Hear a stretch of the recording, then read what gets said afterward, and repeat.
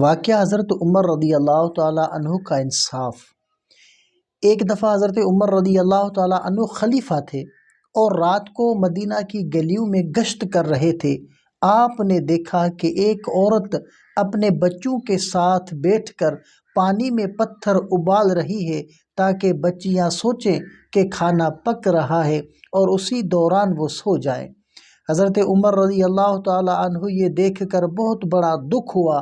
آپ فوراً بیت المال سے آٹے، گھی اور دیگر وہ ضروری والی اشیاء لے کر اس عورت کے گھر گئے اور خود ان کے لیے حضرت عمر نے کھانا پکایا۔ اس واقعے سے ہمیں انصاف، رحم دلی اور غریبوں کی مدد کا درس وہ ملتا ہے، جو آج کے دور میں بھی بہت اہم ہے۔ لوگوں کو بتائیں کہ حکمران کو کیسا ہونا چاہیے، وہ عوام کے مسائل حل کرنے کے لیے کس طرح وہ عملی قدم وہ اٹھا سکتا ہے۔